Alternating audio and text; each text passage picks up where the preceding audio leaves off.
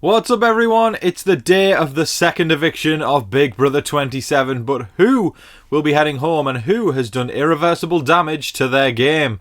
We've got so much to talk about, so welcome to your live feed update. Right before we get started, if you are new around here, make sure you click that subscribe button. I'm here every single day giving you all the information you need to know about Big Brother, from alliances to voting to strategy to showmances to all the drama sprinkled in between. If you hit that subscribe button, I got your back, and I'm going to make sure you know everything that's going on in that house. And also, hit the like button. It takes all of 0.2 seconds just to click that little thing down there. And when I tell you it makes my day, I really truly mean it, because as a smaller content creator, getting those videos out into the YouTube algorithm, that like button really helps out there. So 2 things there: subscribe, like. Let's get to the update. Question of the day now, folks, and it's a classic eviction day question. With 3 house guests on the block, it's Adrian, Amy and Will.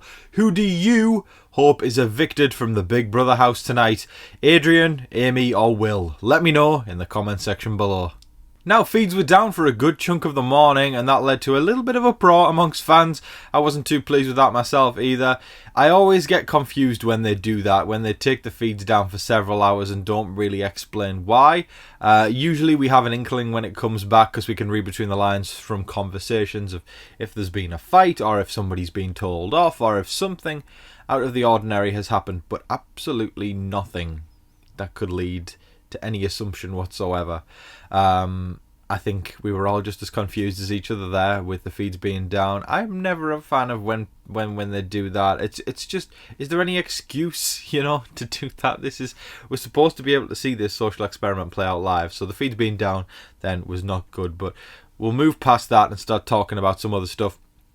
Rachel is starting to realise that her Mom Squad alliance member Amy is probably headed out the door very soon, so she's not waiting around to try and find some new people to fall back on, specifically another number 1 that she can get to the end with. She approached Ava and said, would you like to be my final 2? So she's not wasting any time there, folks. She's getting ahead of the curve and making sure that if Amy does go, that she's got somebody else. Plus, I feel like Amy's starting to distance herself from Rachel anyway.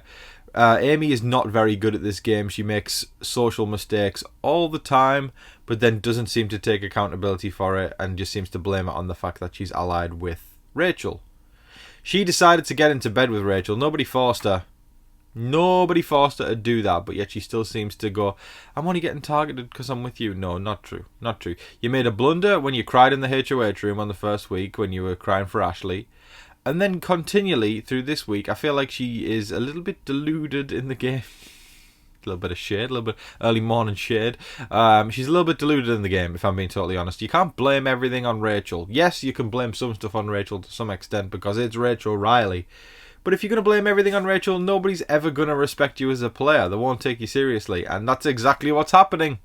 The prophecy is fulfilling itself. I don't think anybody really thinks Amy is that much of a competitor, but they still seem to want to send her out the door this week. We are going to go by the votes later and the scenarios in which what happens if who wins the blockbuster, like we did yesterday, because things have slightly shifted since yesterday, so we definitely want to go by that.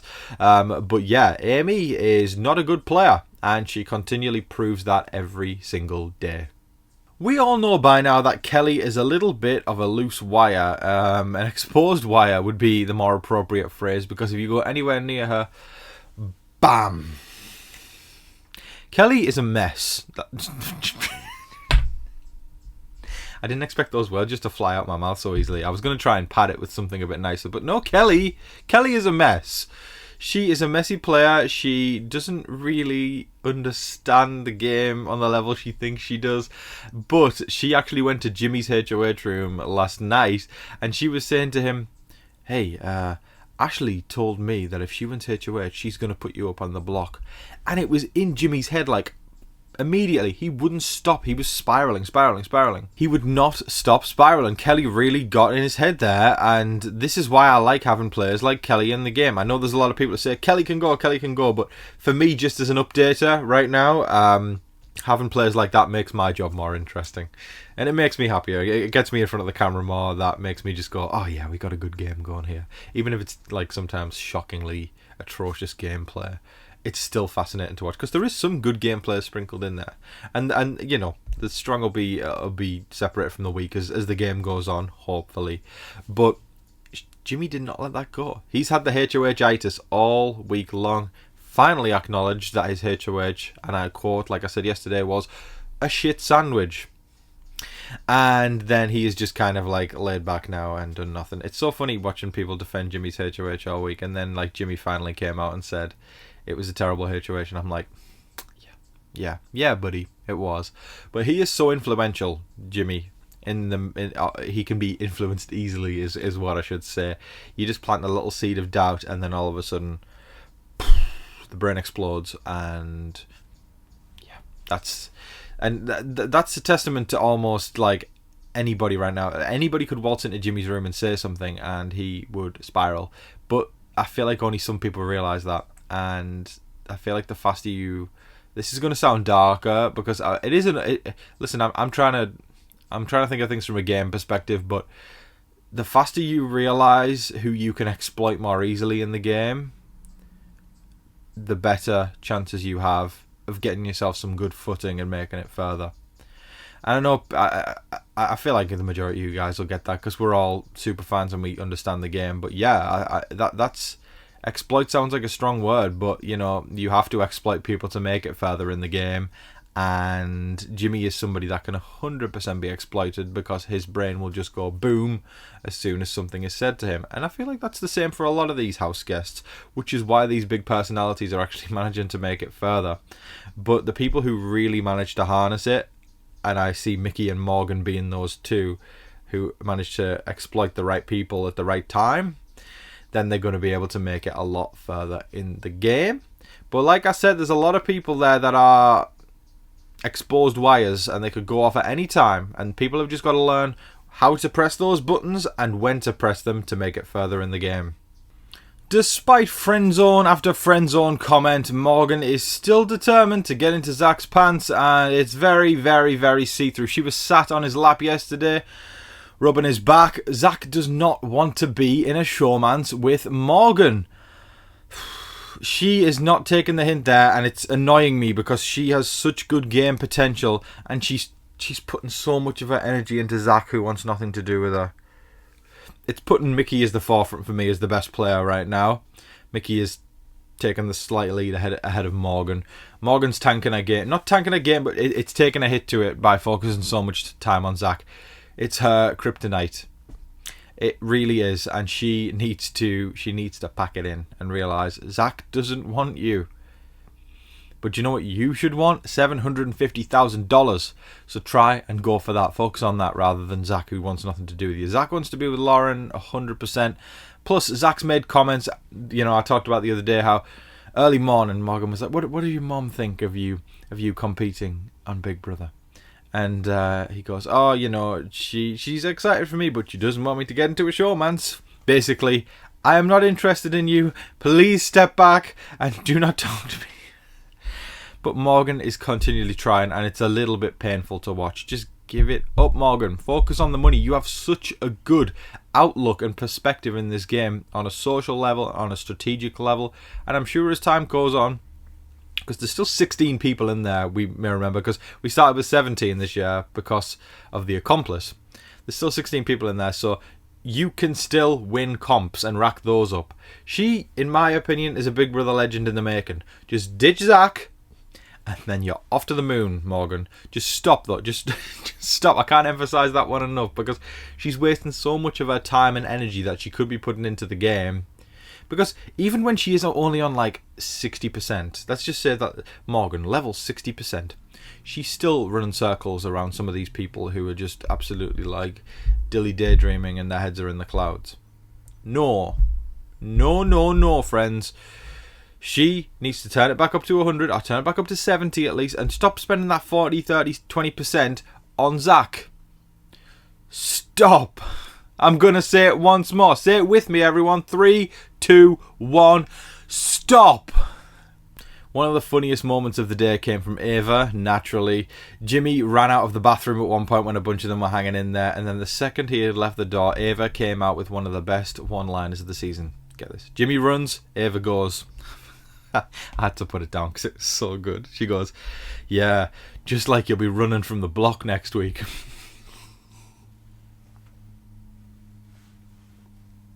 Oh, Ava, we love you here at TV Talks with Tom. You are so wonderful. She's an oddball, but in the most wonderful way. She is so quirky and smart and quick-witted. I love quick-witted people. She is just like, she's on it because she doesn't mean any malice there at all. But she is also just like, I feel kindred spirits with Ava. She sat there just thinking, I can't take another week of this douchebag. You know, he has ran his HOH into the ground. He is terrible at the game. He does not know how to maintain social relationships because he spends most of his time trying to be viral on TikTok. That ain't it, Jimmy. That ain't it. Sure, if you want to go viral on TikTok, go for it, my friend. But as far as a Big Brother player, I don't really have a lot of respect for you. And just like Ava said when he ran out the room, just like he'll be running from the block next week. We talked yesterday about how Riley and Kelley were shouting across the backyard with their game. It was so dumb, and then Morgan walked out. Kelley kind of did the opposite today. She's a firecracker. She's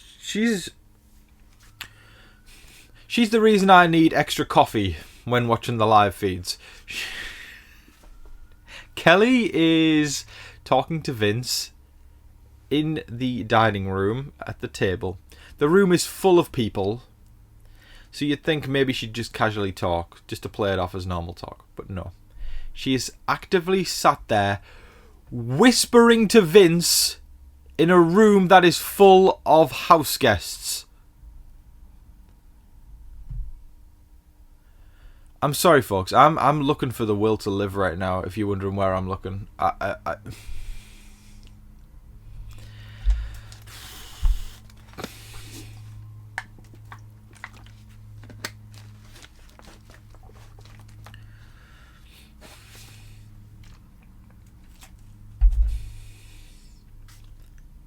Still looking for it. Is it up there? Nope. Can't see anything there. Over there? Nope. No. Down. No. Kelley, not to be confused with the WWE diva of 2010's fame. She does not know how to play this game. From yelling in the backyard to whispering in a room full of people. She is going to shoot herself in the foot, but she also seems like the cat with 9 lives. Honestly, the more chaos that she does and the more madness that she puts into this house, I low-key want her to make it further, just for an entertainment perspective. But what do you think you're doing whispering to someone in a room full of people? Just... Ugh. I'll be right back. I'm going to look for the will to live. See you, folks. In a conversation with Morgan, she was talking to Amy, actually, about how the BB Blockbuster is going to play out, and she said, you know, if you don't win the BB, she said, it started out, if you win the BB Blockbuster, great, but if you don't win the BB Blockbuster, and then Amy interjected and said, I'm going home, to confirm that if she didn't win the Blockbuster, she would probably go home, and then she went on a tangent that I did not like. Amy was saying, and I had to write this quote down because I just didn't like it. She said, I'm fine with going home at this point.